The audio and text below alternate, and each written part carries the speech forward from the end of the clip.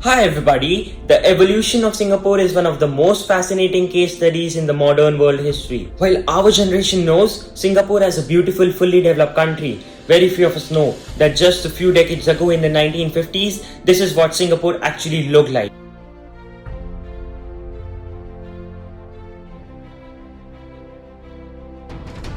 The unemployment rate was high and the land of Singapore itself was one of the largest slum colonies in the world.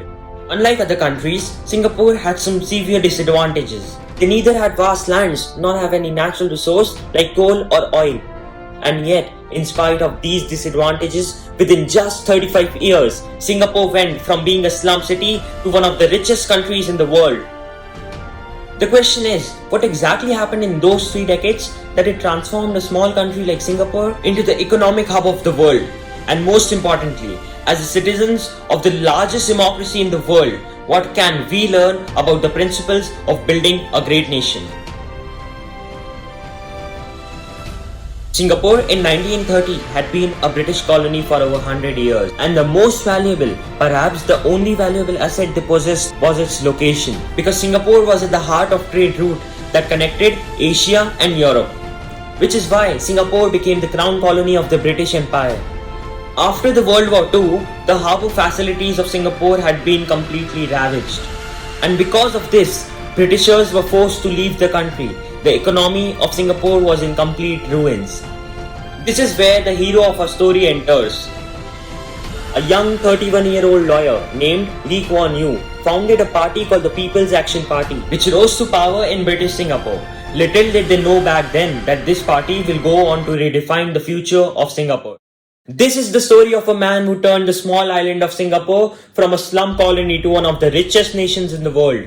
So the question is, who is this leader? What was his strategy? And more importantly, what can a country like India learn from this incredible case study of Singapore?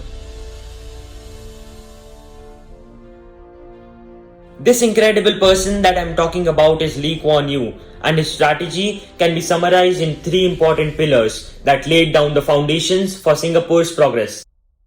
The first thing he did was to identify the risk points and to develop a strategic solution for each one of these high-risk elements. The first pillar came in, and just like Israel, national service was made mandatory for all men above the age of 18 by something called the National Service Act 1967. Now this gave the island 2 major benefits. The first was obviously an army of their own, but secondly, it laid the foundations for the unity of the country. And even today, the value of unity is ingrained in the lessons taught in the schools and colleges of Singapore. Now we move on to the second high-risk element, and that is creating enough jobs.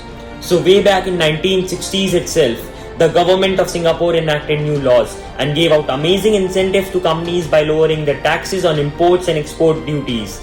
This futuristic movement created thousands of jobs for the people of the island. This is how Singapore evaded the second high-risk element, and when globalization happened, the world knew that Singapore isn't an ordinary island but an extraordinary island in the making.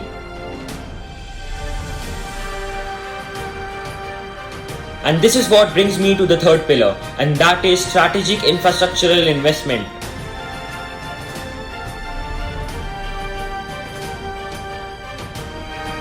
From 1963 to 1975, the government of Singapore took 14 loans from the World Bank, and 10 of these loans were exclusively invested in the infrastructural projects.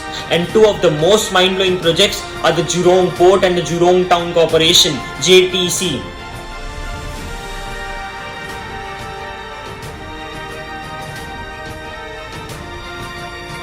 And the reason why I say they are mind-blowing is because Singapore invested $14 million back in 1960s, and today the Jurong Port generates a revenue of more than $150 million every single year.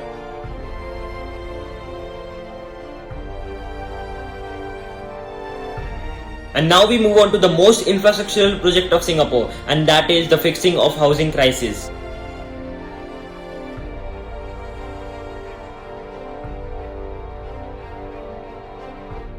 And this is where the role of HDB, that is Housing Development Board, came in.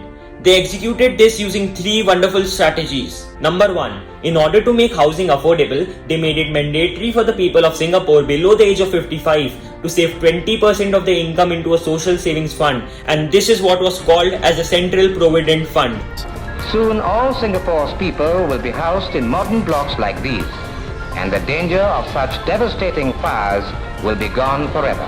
Number 2. To prevent these societies from deteriorating into a modern slum, the HDB ensured high quality maintenance and made hygiene a priority, because of which the public housing of Singapore looks like an elite township.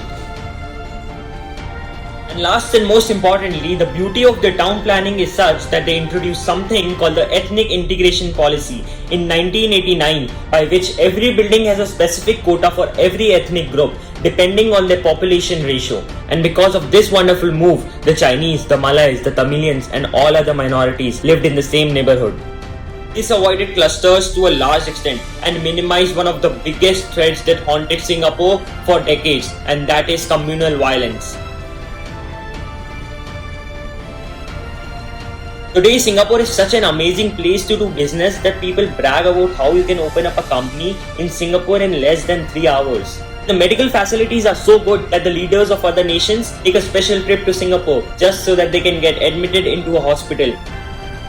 These are the high standards that Lee Kuan Yew set up for the people of Singapore, and in 35 years of his governance, the GDP of the country grew by an astonishing 2,800%. And Singapore, which was once sinking in poverty, has now become a super prosperous financial and manufacturing hub of the world.